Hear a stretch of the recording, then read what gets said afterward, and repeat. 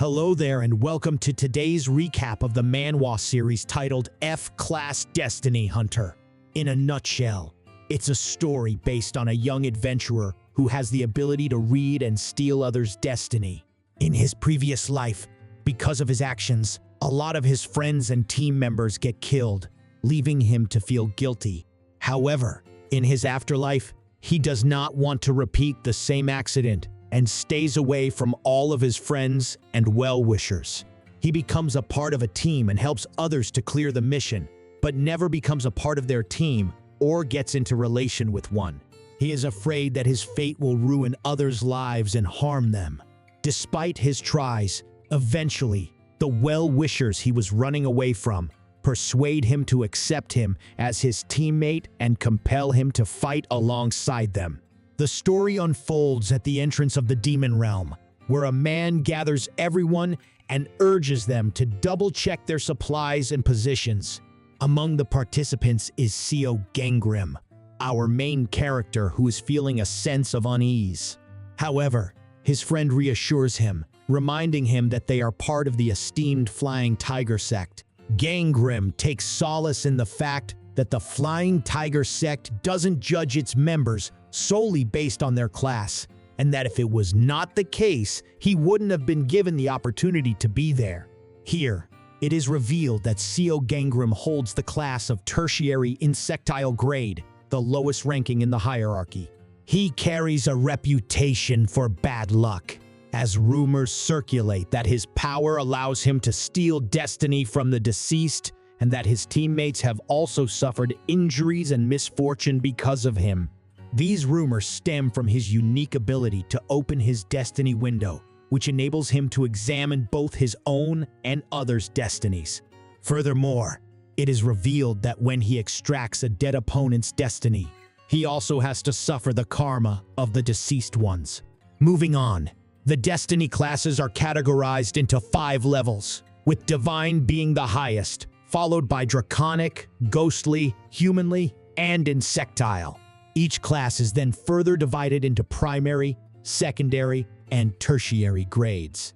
Gangrim, unfortunately, finds himself in the tertiary insectile grade, which is considered the bottom of the all. His lack of strength prevents him from killing other awakened beings. To make matters more complicated, his power requires certain conditions to be fulfilled, such as killing and stealing a destiny from a corpse. All of a sudden, a girl approaches Gangrim, surprising him with her inquiry about why he is alone. Introducing herself as Wu Harang, she reveals her affiliation with the Flying Tiger sect as a tertiary divine grade. Excitedly, she invites Gangrim to a dinner party after the Annihilation mission, emphasizing the importance of his presence. Jang Taihun, a secondary ghostly grade member of their sect, joins in, mentioning that Gangrim was absent during the last gathering. However, Gangrim does not listen to them and walks away, convinced that attending the party will only subject him to mistreatment from members of other sects. Hearing this, Hyorang discloses that she skipped her school field trip to personally inquire if Gangrim's decision stemmed from fear of those who viewed him as a threat. In response, Gangrim brings up the considerable age gap between them, but she confidently asserts her superiority, claiming to be stronger. Determined to persuade Gangrim, Hyorang and Jang Taehun seize him, making a joint effort to convince him to join them. Just then, Kang, a secondary humanly grade member of the Flying Tiger sect, calls out to Gangrim. Kang acknowledges Gangrim's desire to spend time with his friends, but reminds them all that the mission is about to commence, urging them to return to their designated positions. Reluctantly, they agree to prioritize the mission, but not before Taehun requests Gangrim's promise to attend the dinner party. Gangrim laughs off the request, bidding them farewell with a wave. Kang, expressing concern for Gangrim's well-being, receives gratitude in return, as Gangrim acknowledges the dangers faced by those at the forefront of the battle. Wistfully, Gangrim watches his friends walk away, yearning for the opportunity to fight alongside them. Despite his reservations, Gangrim proceeds to the demon realm, fully aware of the danger he poses to his fellow sect members. Inside, the mission commences, and Gangrim takes up his position at the rear, responsible for dealing with leftover demons. Amidst the chaos of battling the demon hordes, Gangrim finds himself overwhelmed. The sheer number of high-class monsters leaves him gasping for breath due to the suffocating demonic energy. As he contemplates the need to withdraw, a monster sneaks up from behind, launching a surprise attack. Gangrim narrowly evades, but his vulnerability alerts other monsters to his presence. They converge upon him, ready to strike. In a moment of desperation, Gangrim closes his eyes, silently hoping for assistance. Suddenly, a green light materializes, creating a protective barrier. The rest of the group is relieved to witness the immense power of the Flying Tiger Sect's mistress. Gangrim expresses his gratitude for her intervention, receiving a welcoming gesture from a sect member named Shin Sua. Shin is a member of the tertiary divine grade, further highlighting the disparity between their abilities. However, the brief moment of rest is abruptly disrupted as the ground shakes, causing the stones to crumble and fear to grip the fighters. Gangrim's attention is immediately captured by a massive monster approaching their position. Panic spreads among the fighters as they struggle to understand why such a powerful creature has appeared unexpectedly. Before anyone can react, the monster is swiftly defeated, sliced in half, and falling lifeless to the ground. Emerging from the dissipating fog, a mysterious woman commands attention with her presence. This mysterious woman, Beak Young, singles out Gangrim, leaving him confused and questioning her intentions. Intrigued, Gangrim activates his destiny detection power to learn more about Young. Through this power, he discovers that Young belongs to a rare primary divine grade, a classification he's unfamiliar with. This special grade grants her the ability to regress to the past with her memories intact, but this power ends upon her death. Curious, Gangrim resolves to approach Young, hoping to uncover the secret she may hold regarding his own existence. However, his movements are hindered by a distant whispering technique, leaving him unable to intervene. Helplessly, Gangrim observes as tensions rise, culminating in Young ruthlessly slaughtering innocent sect members, including Shinsua. Trapped within the barrier, Gangrim feels a mix of guilt and a burning desire for revenge as he witnesses the senseless loss of life. Finally breaking free from the barrier, Gangrim gathers his strength and charges forward. Determined to seek justice and avenge the fallen, he activates his power to steal destinies, fully aware of the karmic consequences. Given the choice to claim the destinies of all 421 fallen comrades, Gangrim solemnly accepts the weight of his actions.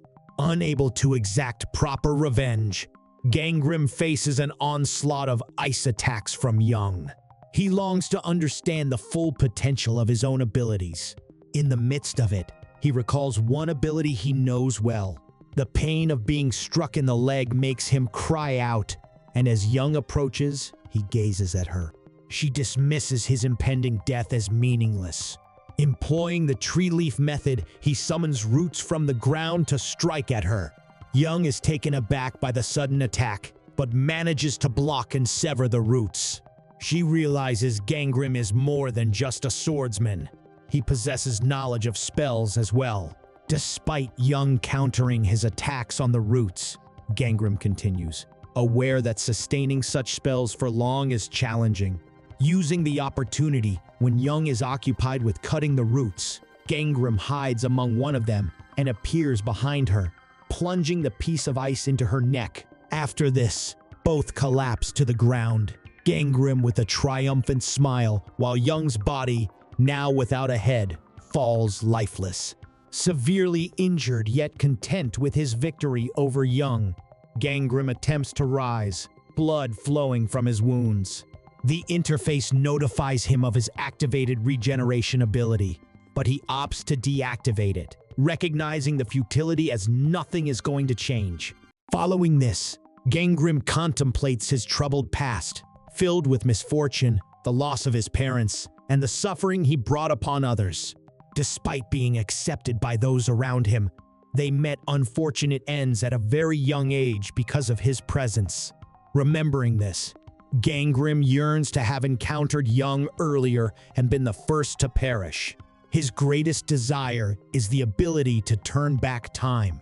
To do so, Gangrym steals Young's regression ability and embraces the uncertainty that comes with it, ready to return to a time before facing Young. Urgently reaching out for the light, he feels his ability being activated.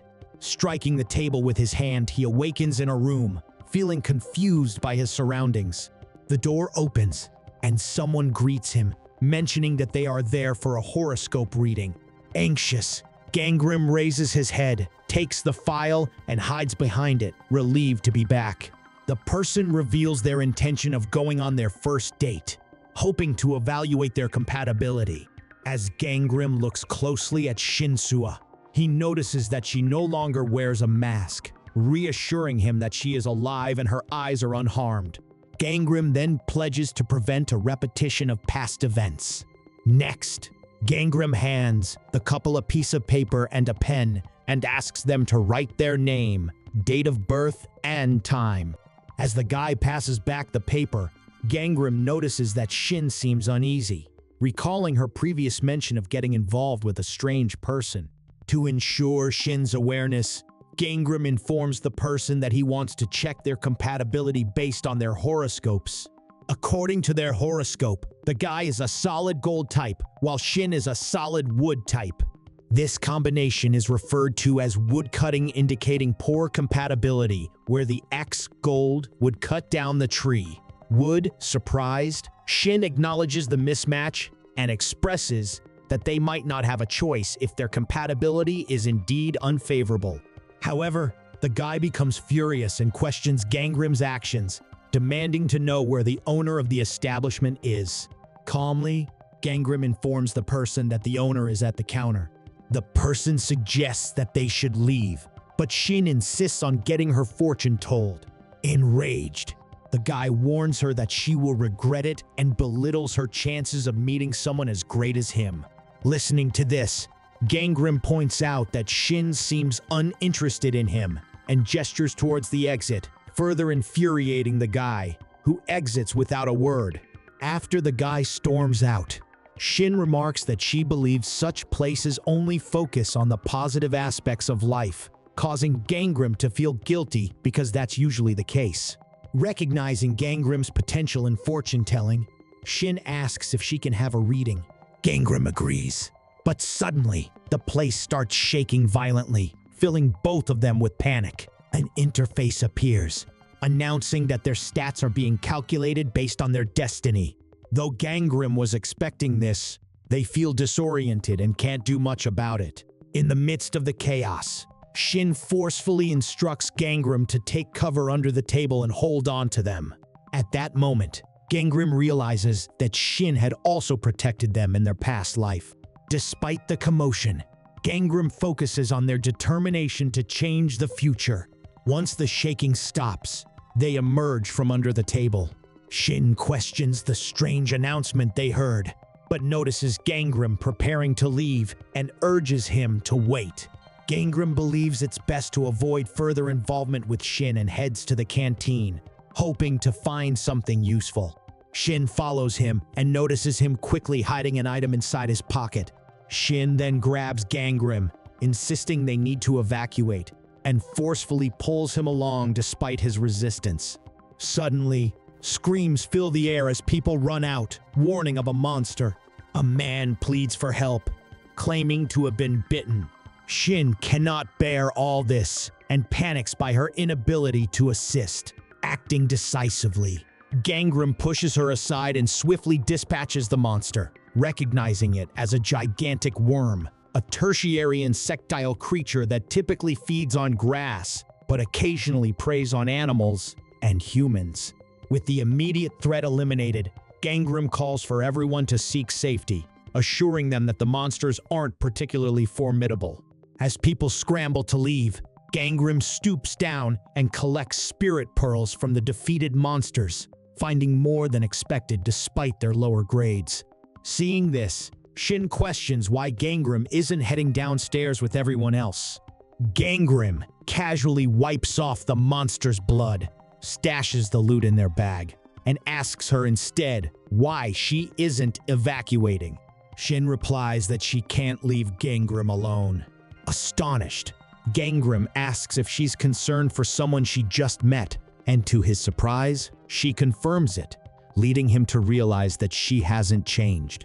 Seeking a moment of honesty, Gangrim reveals their name as Shin, a tertiary draconic grade individual.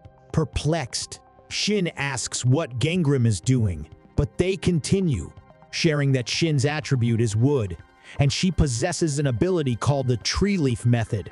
Later, Gangrim asks if she remembers the strange announcement they heard, as it seems they have all gained superpowers.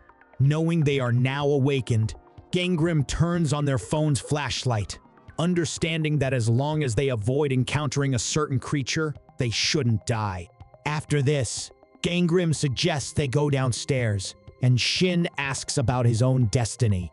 Here, Gangrim suggests it's better not to share the details of their destiny windows with each other, as it seems others can see them too.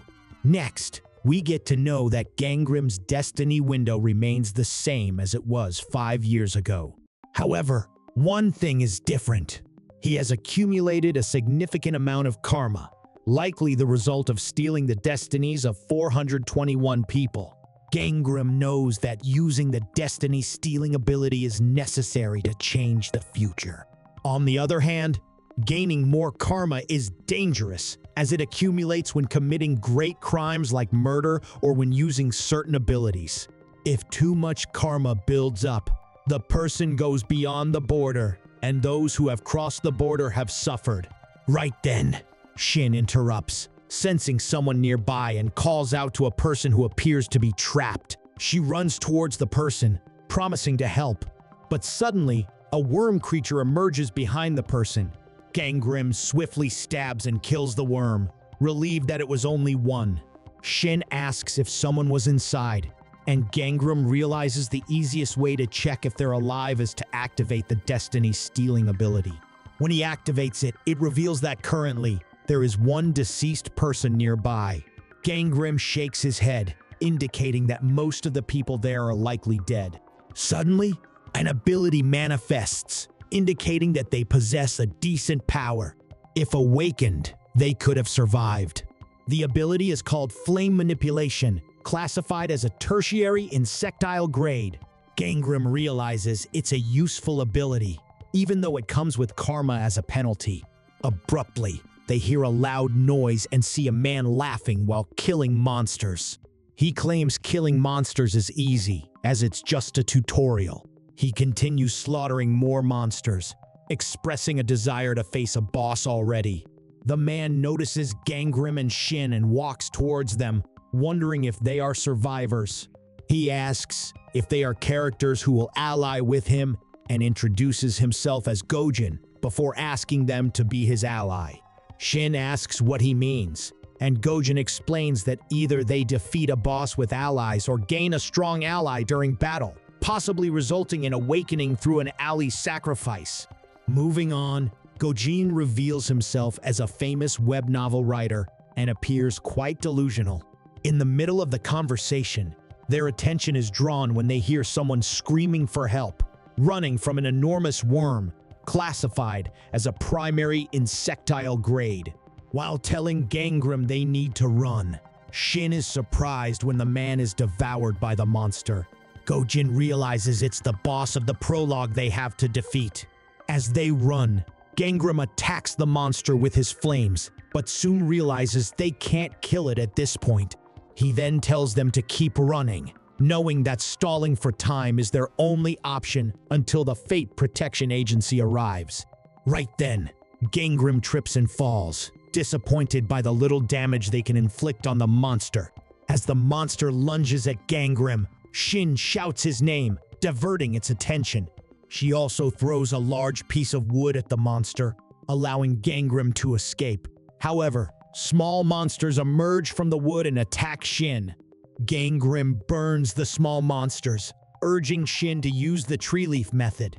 As soon as she hears this, Shin explains that she needs plants in the area to activate the skill, but Gangrim insists it should work with lumber too. She then realizes she's already holding lumber and commands them to grow. She tries to make them bigger, and the lumbers grow, successfully attacking the monster. Though initially stunned, Shin regains her composure and pulls Gangrim along, only to get more small monsters to crawl toward them. Overwhelmed, Shin collapses, believing it's all over. However, at the same time, an interface appears, indicating that their fates are becoming intertwined, with Shin's fate giving life to Gangrim's fate. Gangrim attacks the monster with their flames, and thanks to Shin's woods, the flames become larger. His flame manipulation power temporarily evolves from tertiary insectile grade to primary insectile grade. He understands that their abilities are based on their Bazi destinies, and the logic of Bazi horoscopes applies to battle. Looking at his hand, Gangrim defeats the primary insectile grade enormous worm. Shin is ecstatic about their victory, but Gangrim collapses, causing the former one to worry.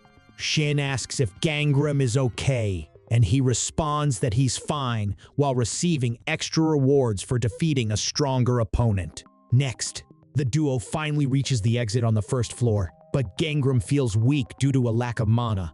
Sue eagerly opens the door, only to find themselves in a completely different place. This confuses Sue as the building was originally in the middle of the city. Unbeknownst to them, they are being healed by the totem poles in the lobby, which possess a powerful ability to heal and repel demonic creatures.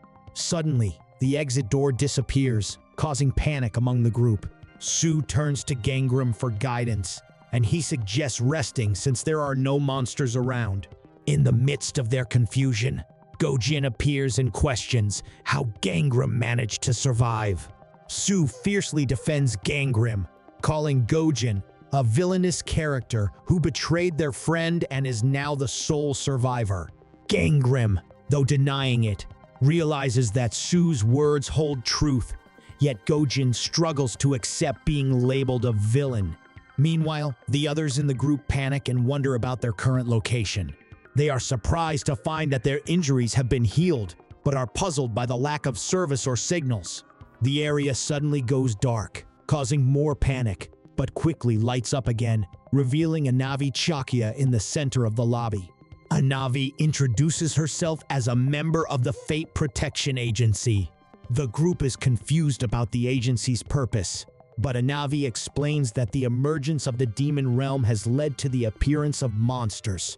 However, they interrupt her, questioning if the agency had a hand in the earlier insect creatures. Gangrim becomes furious, dismissing them as ignorant extras and emphasizing the unique opportunity they have been given. To clarify matters, a Navy shows them live footage of Seoul, explaining the widespread emergence of the demon realm and the monsters coming from it. The agency had predicted this event and summoned them all, believing that those who hadn't awakened their abilities had potential. Their goal is to help awaken and strengthen these individuals under the agency's guidance. Before leaving, a Navi tries to explain the impending arrival of the demon realm, but the group interrupts her once again. She disregards their accusations of kidnapping, viewing this as the true beginning. Gangrim reflects on their past life as a loser and vows to become stronger in their current life. Anavi assures everyone that they can leave at any time but advises them to check their abilities first. She demonstrates this by activating something that opens everyone's destiny window. Gangrim is curious about Anavi's destiny, but unfortunately, they can't see it due to her face being covered by a mask. After a moment, Anavi urges everyone to consider what they have witnessed, referring to their abilities as supernatural or magical. She explains that those who have awakened use these abilities to hunt monsters and venture into the dangerous demon realm to eliminate threats. However, it's a perilous task, and they may risk their lives in the process. Those who prefer protection and wish to avoid such dangers can give up their abilities. as those lacking the will to fight don't require such powers. Anavi grants them an hour to decide, suggesting they rest on the second floor and providing manuals for further information. After the hour, those who choose to stay can return to the lobby, while those who wish to leave can use the third floor exit. Once they leave, they won't be able to access their destiny windows again. Anavi departs, leaving them to contemplate their decision. An hour later, Anavi returns and assumes that those remaining wish to participate in the training. She points to the first gate and explains that up to 3 people can enter at once, adding that if they succeed or return from the raid, they'll end up back at the gate. Each room has a different method, which they will discover once inside. The first room has no limit to the number of attempts, but if they leave without success, they will have to start over. Anavi then shows them a small box, explaining that it contains special items for everyone. Before entering the supply center, they need to pick up one item from the box, and in case of injuries, they can use the healing items or return to the lobby to be healed by the totem poles. Anavi also mentions that though they have signed agreements stating that the protection agency is not responsible in case of death, they will provide support to prevent that. At last, Anavi bows and wishes them good luck before disappearing. In the next scene, someone raises their hand and announces that they are looking for a partner. Meanwhile, Sue stops Gangram and thanks him for saving her earlier, suggesting they go together since neither of them has a party. When Gangram doesn't respond, she asks if he's unwell, and he replies that he's okay, but insists on being alone. Sue awkwardly expresses that she thought they worked well together, but he tells her she'll be fine with someone else and walks away, leaving her shocked and alone. However, Sue shouts after him, promising to take care of him even if they can't hunt together, compelling him to silently acknowledge her. Shortly after, they arrive at a shop where they can obtain the mystery box. Gangram opens his box and finds a primary insectile training sword, HP recovery medicine, and mana recovery medicine. Go-Jin tells him not to leave his only comrade behind, surprising him as this never happened in his past life. However, he pretends not to hear and attempts to walk away, but Go-Jin grabs his shoulder to stop him.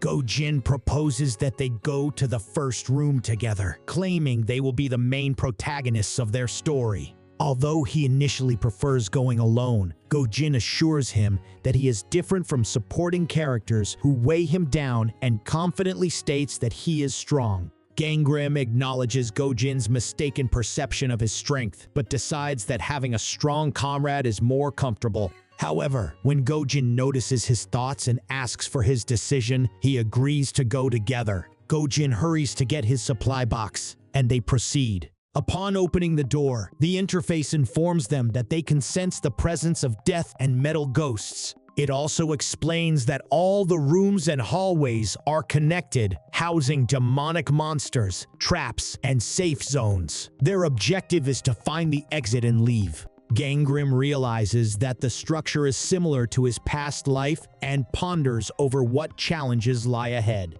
Their conversation is interrupted when a sharp sword suddenly appears near Go-Jin. Luckily, Gangram pulls him in time and saves him from getting harmed. When Gangram starts moving forward alone, Go-Jin suggests that they should proceed together. While walking, they pause when they hear a noise in the distance, and Gangram asks if Go-Jin distributed the experience points. Go-Jin confirms and mentions that he read the manual. As they approach, they see many tertiary insectile-grade skeleton ghosts, which are monsters made of human bones that crave human flesh. Gangram notes that the skeletons appear stronger than the insects, but since they are past the tutorial, they are stronger too. Before Go-Jin can finish speaking, Gangram uses his fire ability to attack the skeletons, and they engage in combat. Gangram explains that they should avoid clustering together in the small entrance, or they won't be able to escape properly. He takes on one skeleton while Go-Jin handles another, using his swords to maintain balance and deliver a powerful kick. Gangram slashes through the skeletons with his sword, and they continue their onslaught. After a few minutes, they defeat all the skeletons, and Go-Jin mentions that every room they encounter will have demonic monsters, but it's becoming monotonous. He asks if Gangrym is tired, but the latter replies that the monsters are not strong, and he has learned how to fight with a sword, just in case he is transported to another world. Gojin sighs in disbelief, but he suddenly asks Gangrym if he is a regressor, returnee, or reincarnation, surprising him. The latter initially dismisses it, but Gojin insists that he has noticed Gangrym's unique characteristics, such as his calmness and quick adaptability to the demonic monsters. Hearing this, Gangrym reveals that he frequently saw ghosts when he was young, so he is accustomed to supernatural phenomena. Gojin smiles and expresses his curiosity about Gangrym's past, but when the former tries to push further, the latter suggests he focuses on the present. Suddenly, the ground beneath Gangrym collapses, and he tells Gojin to run while he falls. While falling, Gangrym manages to stop himself by using his sword to stab into the wall. He safely descends and receives a message from the interface, indicating that he has entered a secret area. The interface warns him that monsters in secret areas are stronger than normal ones and informs him about traps or monsters in every path. The interface also mentions that the path to the normal area has been activated, and once he returns, the secret path will be sealed. It offers him the option to request rescue and asks if he wants to give up and return. Gangrym rejects the idea and resolves to continue. He ignites a fire to attract the attention of the monsters,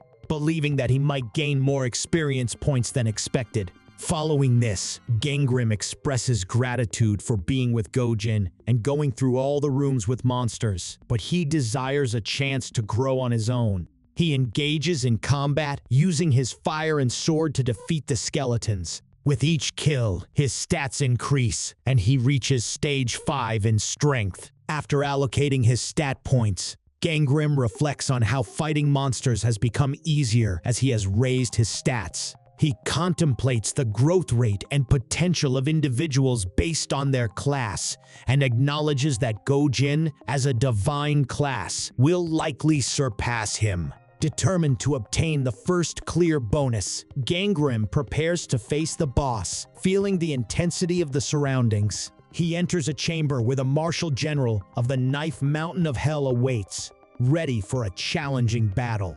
In the boss room, the Knife Mountain of Hell, a tertiary human-grade monster known for its mastery of the sword, is actually a combined form of different monsters. Gangrym realizes that defeating all of the monsters simultaneously is crucial since they revive each other otherwise. While thinking about all this, Gangrym hides behind a stone, fully aware that confronting them up close will be different. He steadies himself, confident that his plan can lead to victory. However, one of the monsters notices him, but Gangrym quickly uses his torch to burn its face, causing it to cry out in pain. He sprints away, successfully diverting the monster's attention. Next, Gangrym continues running towards his planned destination, enduring cuts from monsters' words along the way. Nearly reaching his destination, he slips on a bone, but quickly recovers by using his fire ability to break a rope, holding a sharp blade, decapitating one of the monsters. Gangrym presses on, being pursued by the younger monster, while the elder monster is being restored. As he runs, he realizes that the wind is guiding his steps. Desperate to live, Gangrym increases his strength to stage 7, using his stat points, and delivers a decisive blow to the monster, yelling for it to die. The interface then informs him that the tertiary human-grade Marshal General has been defeated. Exhausted, Gangrym sits on the ground, gaining extra stat points for defeating a stronger opponent. He realizes that his task now is to exit the boss room and complete the stage. Before leaving, he confirms his ability to steal destinies by activating his fire and observing the room, wondering if he can steal a human-like monster's destiny. However, due to his low mana, he cannot utilize his destiny-stealing ability effectively unless the target recently died. With the boss room cleared, Gangrym becomes the first to accomplish this feat, surprising other players.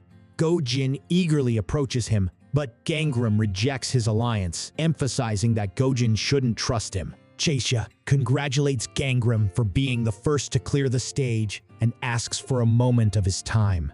Later, in Gangram's private room at the training facility, he opens a box and obtains an inventory bag that can store objects regardless of weight or volume. He appreciates the rarity of this item and wears it on his waist. Checking his phone, he enters the Wi-Fi password provided as another first clear bonus, aiming not to attract too much attention from the Fate Protection Agency. He reads the news about a recent 5.8 magnitude earthquake and the agency's efforts to protect the unawakened. Gangram attempts to use his destiny detection ability on the first team leader of the Soul Protection Agency, Seomoon, but her destiny is shielded. He realizes that the agency uses items to protect their destinies. While listening to Seomoon's speech, he learns that more similar events will occur. The agency comprises exceptionally awakened individuals who conceal their identities with masks. Gangram recalls Young taking off her mask, understanding that if she is a member of the agency, her true strength remains unknown. However, he cannot confirm this suspicion just yet. In an office room, Gongju, the second team leader of the Fate Protection Agency's Soul Division, expresses his frustration about how things are being handled. He questions why the participants cleared the stage and secret area sooner than expected, even though their destiny and ability grades are only tertiary and insectile. Gongju angrily orders his colleague to take responsibility, write a report, and clean up the trap that Gangram used. At last, team members leave the room, wearing masks to conceal their identities. The next day, in the cafeteria of the first floor training area, Gojin questions whether Gangram is going to the second room that day and suggests he shouldn't forget about their bet. Gojin also mentions that if Gangram doesn't attempt it, he might clear the room before Gangram gets the chance.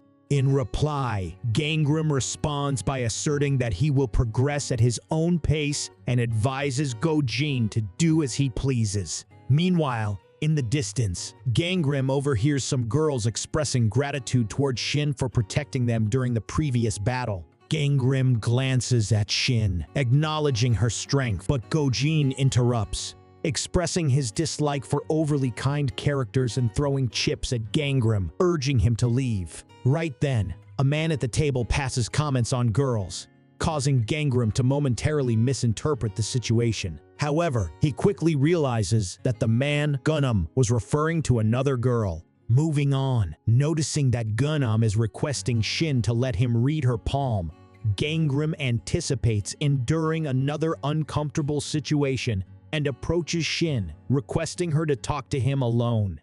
Gunam's ability to read palms, a tertiary ghost grade skill, allows him to compare his palm with others to check their destiny. Gangram warns Shin to keep her distance from Sunti, advising her not to show him her palm or touch him. Both of them then head to a lounge, where Shin realizes that Gunam's attempts to touch her palm were motivated by his ability. Gangram clarifies that he merely wanted to inform her about this matter and prepares to leave the lounge. Before he departs, Shin touches his shoulder and expresses gratitude for his advice.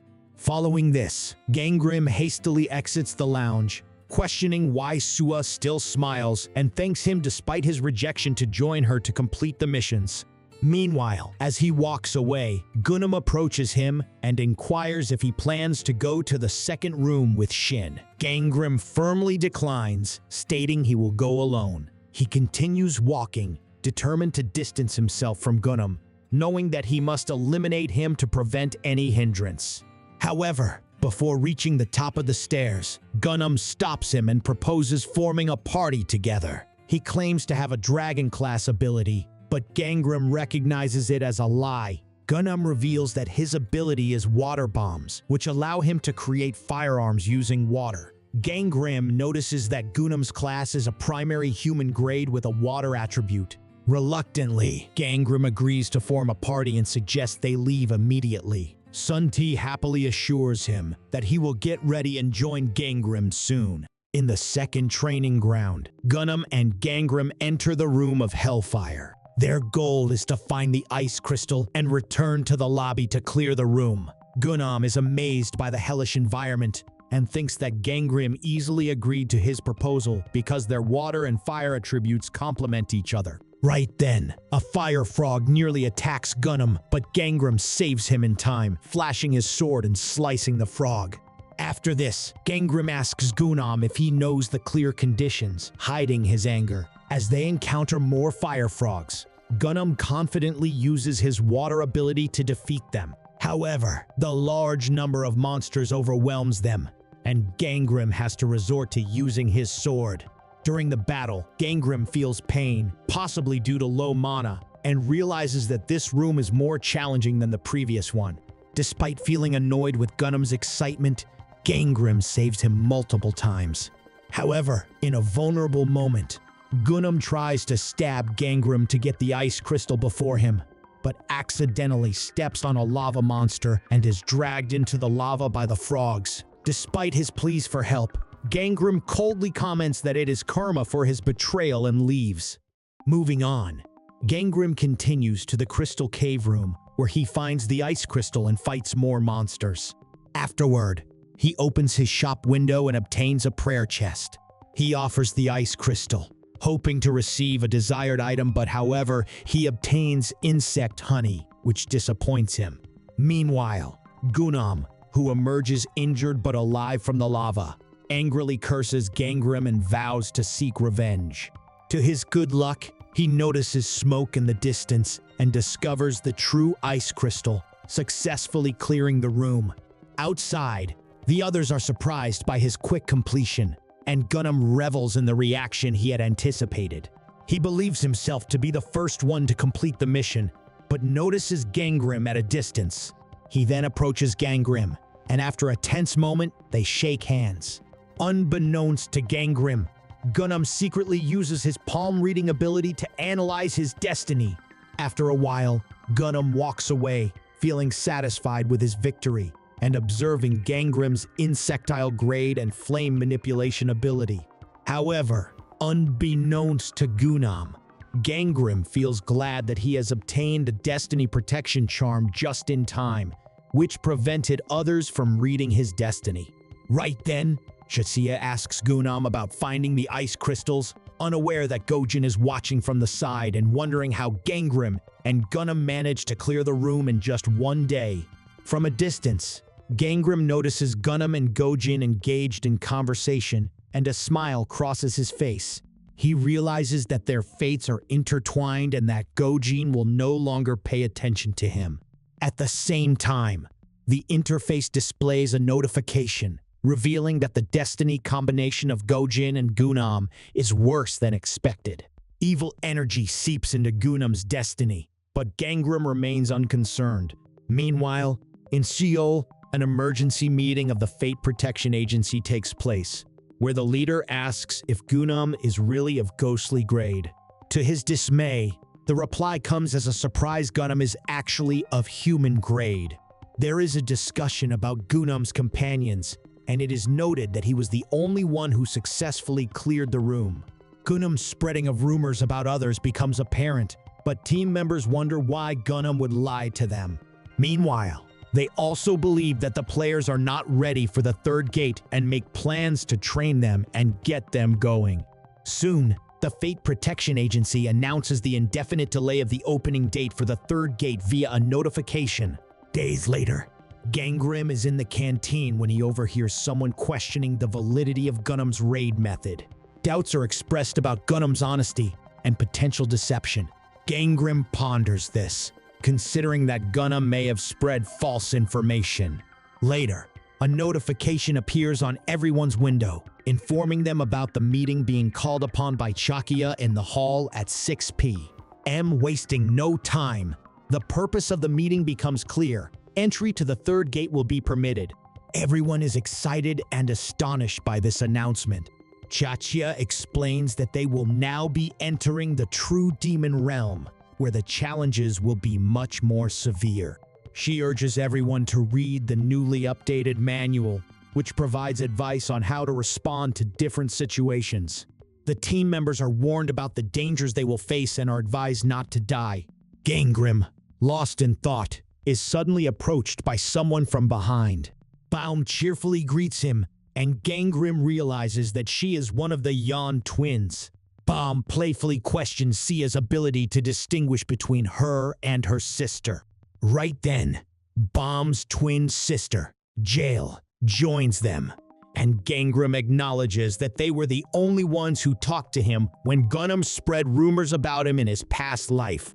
Bomb and Jail possess good destinies, and Gangrim determines to protect Jail for Bomb's sake. Next, they enter the training in the third room. It is an icy environment. The objective is to hunt more than one of each type of monster in the Ice Valley, with a time limit of 14 days. The interface warns Gangrim that the water energy in the current demon realm affects his destiny, causing a decrease in his stats by 10%. While everything is going on, Gangrim realizes that monster hunting is their assignment for the raid, while Jail struggles to see due to the strong wind. During the battle with the monsters, Baum suggests that Jail focus on a nearby rabbit, which suddenly transforms and attacks them. Luckily, Gangrim arrives there in time and successfully defeats it, discovering it to be an icicle rabbit. They take a moment to rest on a broken tree and discuss the shop interface. Jail expresses her frustration with the lack of a search feature, while Gangrim explains that his ease of finding items is due to his familiarity with them from his past life. Jail decides to equip herself with a bow and arrow, and Bomb follows suit. They continue to hunt monsters, with Gangrim noting that their efficiency has improved since they are using weapons they are accustomed to. Gangrim then reflects on how in his past life, Bomb became a highly skilled sniper and was scouted by the Flying Tiger sect. However, Bomb never found true happiness after Jail's death.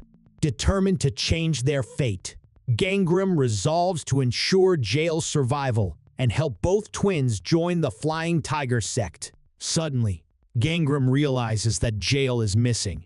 Panic sets in, and he desperately calls out for her. Along with Bomb, he searches frantically, eventually hearing Jail's voice underground. They rush to her aid, finding her accompanied by none other than Gunham. Gangrim offers his help, but Gunham dismissively rejects his offer. Jail explains that Gunham's legs are paralyzed due to an attack by a dangerous monster. Gangrim assures her that it's probably just temporary. Hearing this, Gunham feels ashamed and blames Gangrim for his current state. Gangrim hits his hand on the ground in frustration, but then someone unexpectedly supports his statement, expressing the belief that bad guys should pay for their actions. Meanwhile, Gangrim suggests to the Yon twins that they return to the lobby as the difficulty will increase after dark. However, the twins inform him that they have raised their stats and are prepared to continue.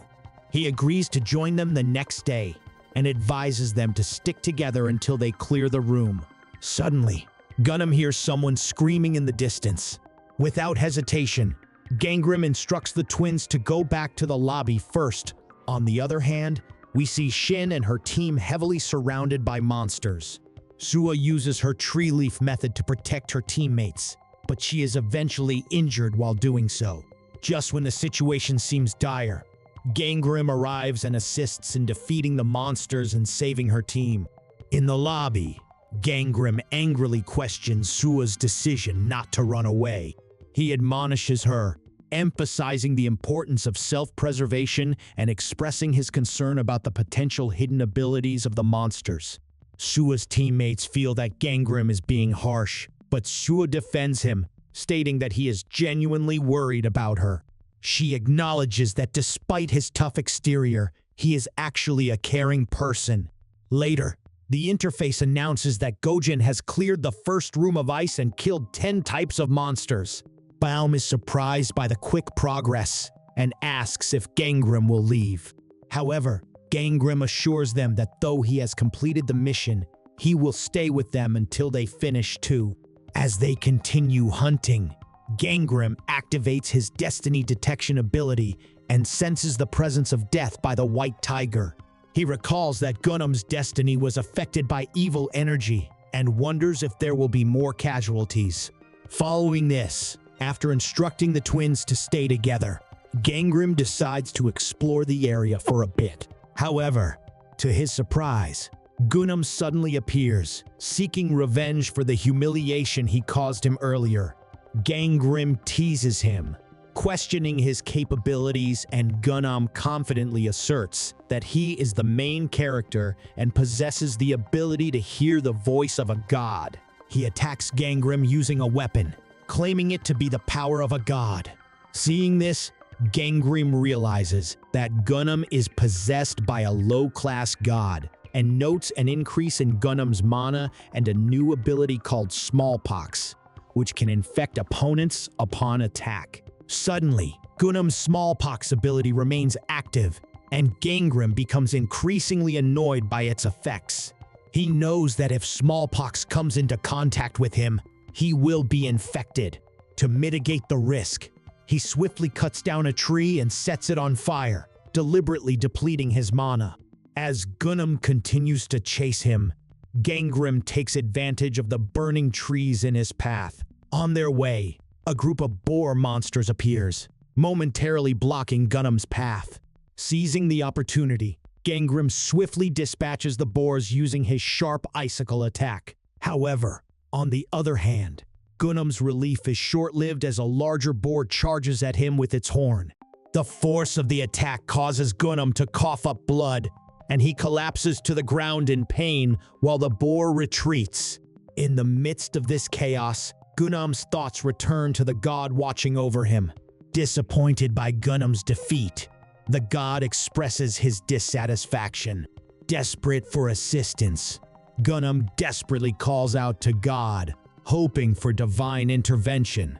However, his plea goes unanswered, leaving him feeling even more helpless. Undeterred by the attack, Gunam musters the strength to rise to his feet. He confronts Gangrim, who confidently taunts him, claiming that he is not worthy of revenge. As they engage in a tense standoff, Baum suddenly arrives on the scene, disrupting the confrontation. Recognizing Baum's presence, Gunam seizes the opportunity to escape, leaving Gangrim behind. Unfortunately, Gangrim's relief is short-lived as Baum delivers distressing news. Jail has been swept away by a herd of snow pigs. Gangrim's heart sinks as he realizes that Jail's life is in grave danger. Memories of his past life and the unfortunate destiny surrounding Jail flood his mind. Consumed by guilt, he becomes determined to find her and ensure her safety. Meanwhile, he wants Baum to return to safety, but despite Gangrim's objections, she insists on accompanying him on his mission to rescue Jail. She adamantly refuses to leave Jail behind, displaying unwavering loyalty and determination toward her beloved sister. Recognizing Baum's resolve, Gangrim relents, allowing her to stay by his side.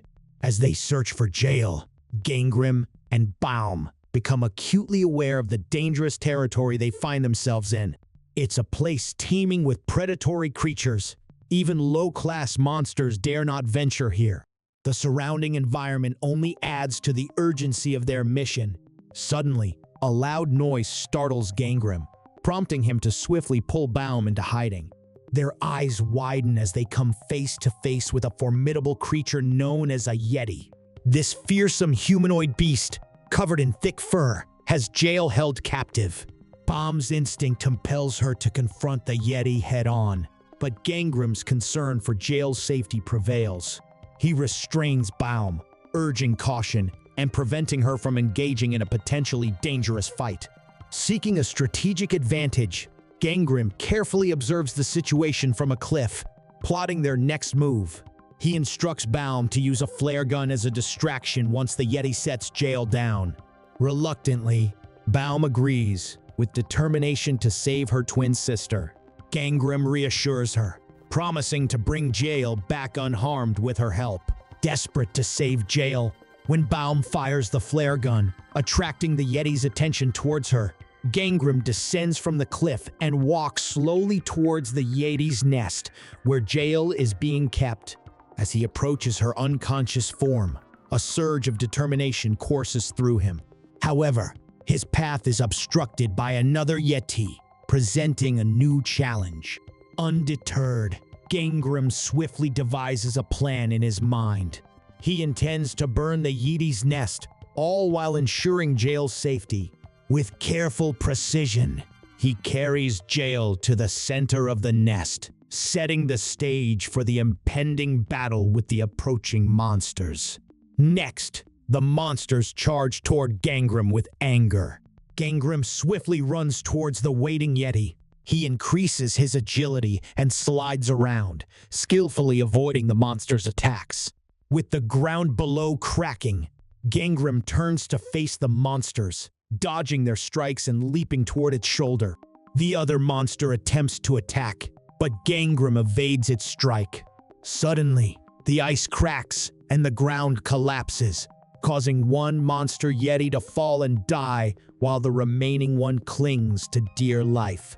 With this, the interface congratulates Gangram for defeating the tertiary demonic grade Yeti. He realizes the remaining monster won't be able to climb back up either. However, the monster strikes the ground, causing Gangram to fall as well. Luckily, Roots catch him just in time with Shin appearing at the top, warning Gangram not to let his guard down. Gangram thanks her awkwardly, but asks to be put down first because there's something he needs to check. He emerges from the hole and sees Jail panicking, calling Jail's name. Gangram quickly runs towards her, wondering if they arrived too late. Fortunately, Baum makes a sound, lighting up Sue's expression.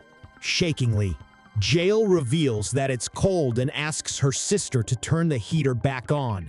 Jail sits up in pain, asking where they are.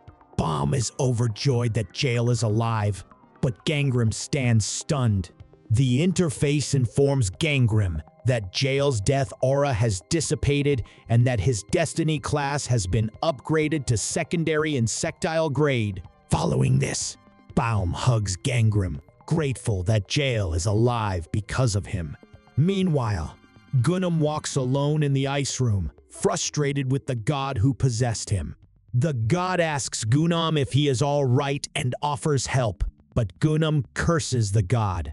Suddenly, Gojin appears behind him, and Gunam pleads for his help, explaining that Gangram attacked him.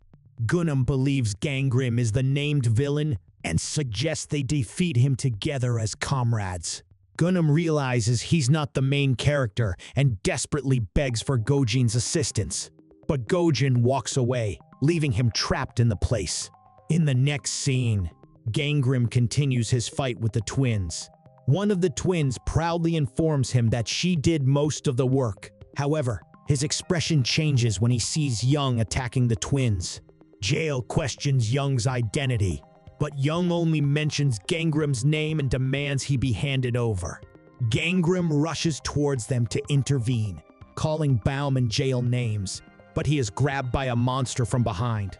As he struggles against the monsters dragging him, the twins are killed by Young before his eyes.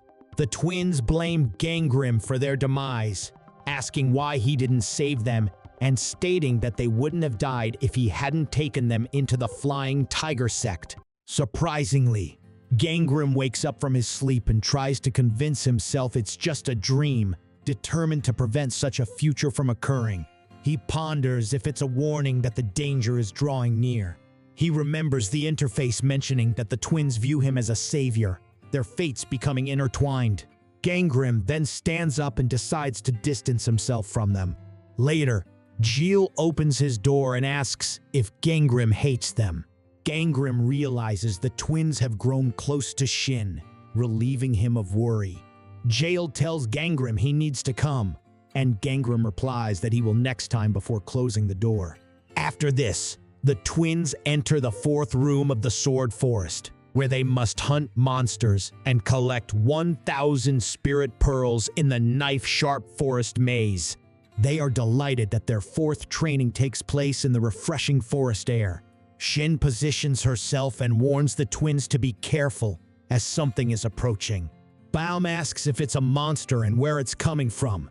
Right then, leaves blown by the wind hit Shin, causing her to realize that the forest itself is dangerous. The interface explains that the Sword Forest Room is a demon realm with an endless forest where the terrain remains unchanged until they reach the end.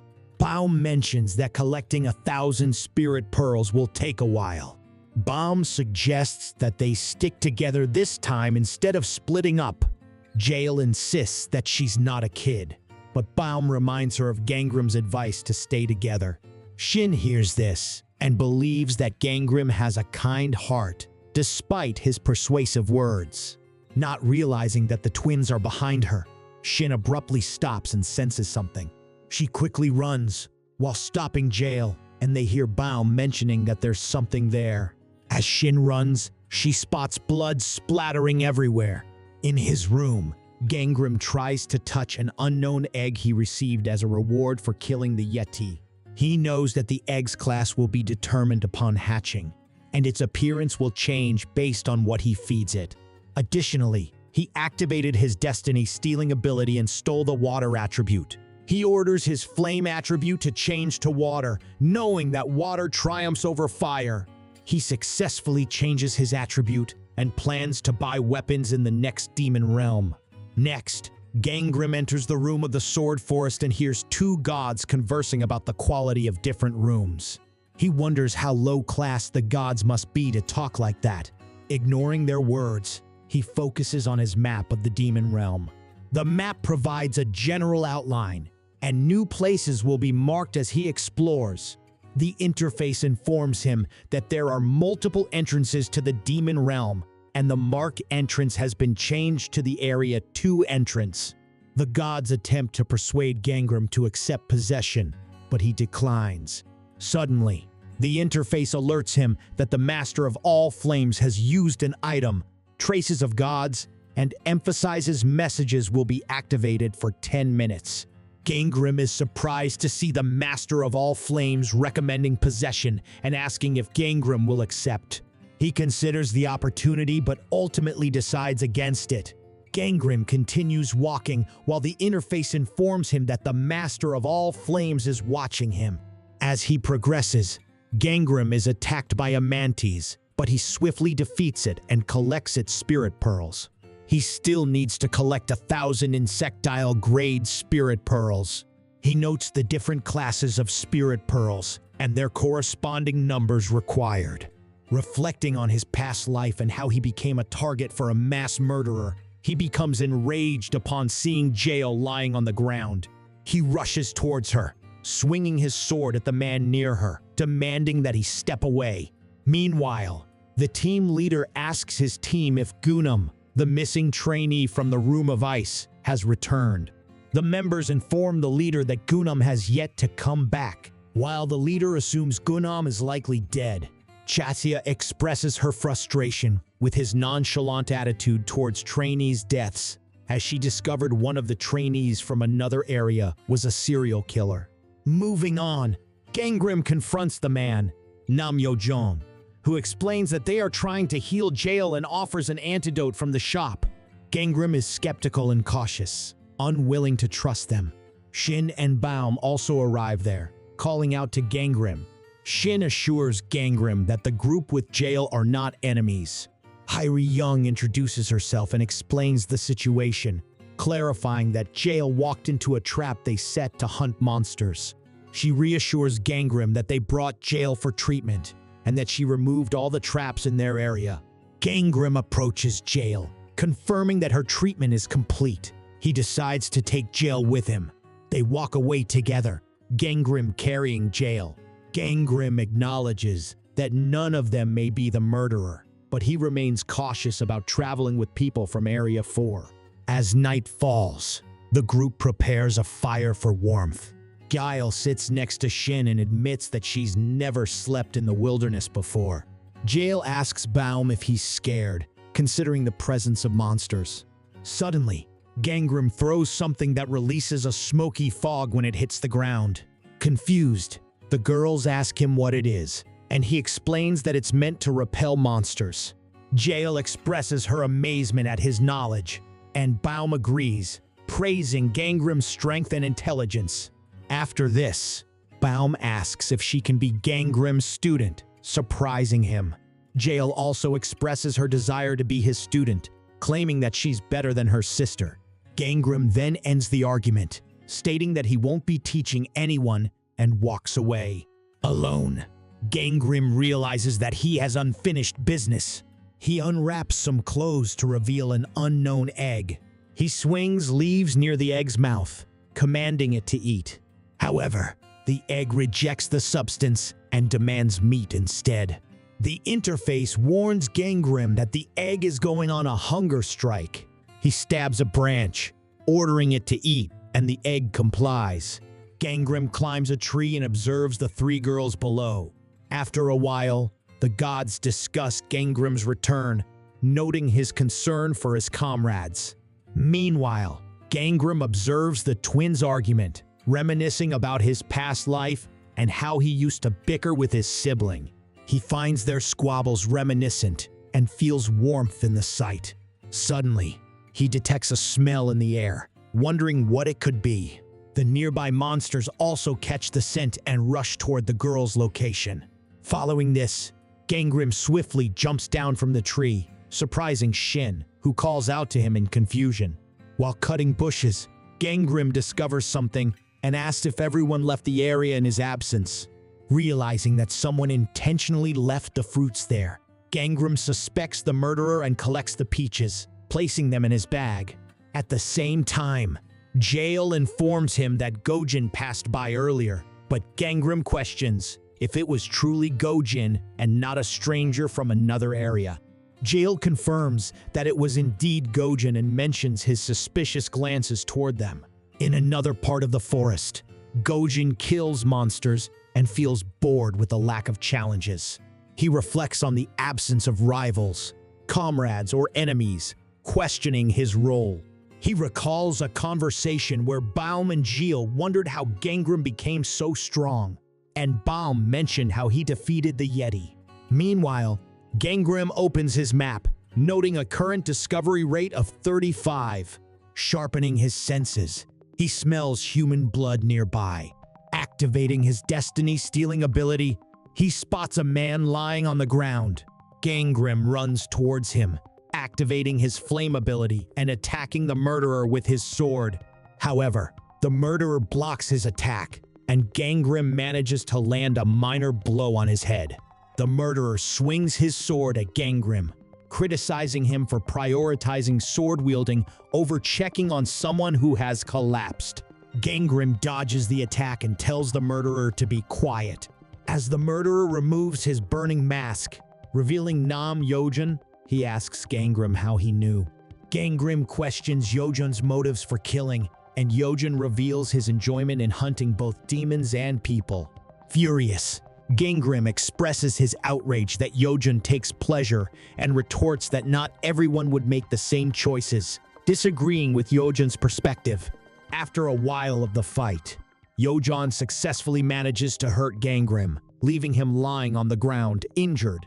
He then goes to meet his group members, only to betray them and kill them all, for the purpose of acquiring a blade necklace, increasing his strength by 10%. In the next scene, it starts raining, and before it makes him difficult to kill Gangrym, Yojin goes to search for him and finds him practicing swordsmanship in the forest.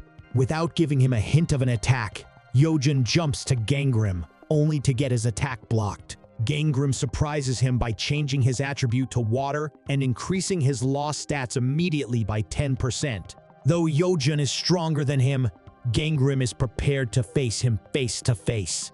Unbeknownst to Yojin, Gangrym has acquired lightning-struck Seekin branch sword, and he uses the same to fight and ultimately manages to stab his opponent with the same. Sadly, before he can complete the attack and kill Yojin, Gojin arrives there yelling his name and searching for him.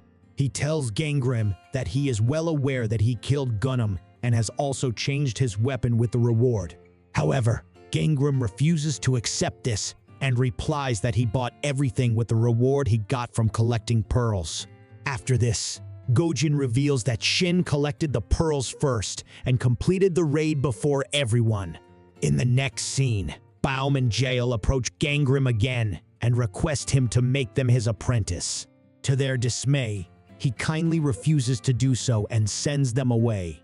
Right then, they notice a father, Johann Richter, from tertiary draconic grade, lying on the floor. Gangrym walks up to him and after hearing that he is facing a problem in fighting the monsters, offers to help him. With his help, Johann completes the mission in 2 days, and they begin preparing to enter the 5th room according to the team leader Chakia's message. Following this, Gangrym and Johann are seen in the 5th room, Spoken Sins, where they are not allowed to eat fruits without the owner's permission and cannot back out from the mission in the middle. While Gangrym leaves Johann to look after their place, while he finds some food, he notices a group of players getting attacked by boars. Among them is Sang-won, the guy whom Shin rejected to date earlier. Though his other friends get attacked, Gangrym saves Sang-won and brings him to his self-made shelter. Later at night, a group of thieves attack them, claiming the food they have collected. Gangrym then asks Johann to stay inside while he fights them and sends them away. Seeing this, Johann feels useless and sad. After successfully defeating the thieves, Gangrym approaches Johann and suggests to him not to lose hope, as he is one of the important characters in the game. He is the one who has the ability to heal, and it is rare. He mentions that the players will realize his importance later. Until then, Gangrym wishes to fight while Johann continues healing him. Meanwhile, Gojin arrives to meet Shin and the twin sisters in their area, surprising them by undoing the traps set around them. He then inquires them about the whereabouts of Gangrym, but Shin clearly replies to him that she has no idea about it. After this, Gojin belittles the twin sisters, calling them Gangrym's useless supporters. When Shin confronts him for speaking condescending words, he challenges her to a fight and unsheaths his sword. Right then, a member of Shin's group arrives there and informs her about the smell of someone cooking a monster's meat. As soon as Shin hears this, she, along with Gojin, rushes to the place, only to find Gangrym preparing a delicious meal. She warns Gangrym from having the monster soup, calling it poisonous, but the latter informs her that he has already added an antidote to it to reduce the poison. Gangrym then offers a bowl for each one of them, but takes more pearls from Gojin. During this, they converse about the players from other regions, and Shin complains that the ones from 1ES region are troubling their group frequently. Hearing this, Gangrym decides to take a look by himself and sets off to the 1ES region, not before asking Johann to stay with Shin and practice his skills. In the next scene, Gangrym enters the forest and after a while penetrates the area of 1ES region. He then climbs a tree and begins consuming fruit to increase his poison tolerance and mana level. While he's doing so, the players from 1ES region notice him and urge him to meet their leader. Without hesitation, Gangrym climbs down and follows them. He is then taken to a wide space where the players of 1ES region have prepared their shelter. Gangrym looks around to find that there are twice the players in their region compared to that of his, and with advanced weapons. After a while, he meets the leader of the group, Hong Dae-hoon. Dae-hoon kind of belittles him and asks him to cooperate, keeping an eye on Gangrym's high-level weapon. However, when Gangrym refuses to comply, Dae-hoon orders his team members to kill him, unbeknownst to the fact that the former has a token from the team leader Gongju. Just after Gangrym shows off the revenge token, Dae-hoon urges his team to back off and not kill him. Instead, he tries to attack him, only for Gangrym to dodge the attack and defeat his team members with his speed and skills. He skillfully puts their tents on fire and escapes, getting to know that they do all for rewards and greed. Afterward, Gangrym approaches Shin and her team and offers them the Fruit of Aroma. He informs them to consume the fruit and complete the level with the intermediate level. Everyone else agrees with the offer and grabs a fruit. However, Gangrym leaves the place in search of the nest of the monster he fought earlier. Fortunately, after a while, he successfully spots the nest and jumps into it, only to discover a giant, beautiful fruit garden. He plucks a fruit named Fruit of All Sense, which allows the consumer to complete the mission with a high difficulty level. To his dismay, as he tries to leave, a bomb explodes nearby, revealing the arrival of Dae-hoon and his troops. They thank Gangnam for helping them to spot the place and proceed to get the fruits on their own. When Gangnam stops them from doing so, Dae-hoon shows him Jail, who has been captured and injured. For the sake of Jail, he lets Dae-hoon's group take the fruits. Later, Dae-hoon purposes that Gangnam throw his weapon away while coming to rescue Jail, and he instantly agrees to do so. As soon as Gangnam approaches Jail, he puts some antidote inside her mouth, surprising Dae-hoon. He then asks him why Gangnam did so, only to realize his teammates falling to the ground unconscious because of the effect of the poison in the surrounding. Dae-hoon too gets infected and falls to the ground. After this, Gangnam takes out the egg he was looking after and it hatches, releasing a Kirin with purification power. The Kirin purifies the whole poisonous surrounding, and Jail also gets back her consciousness.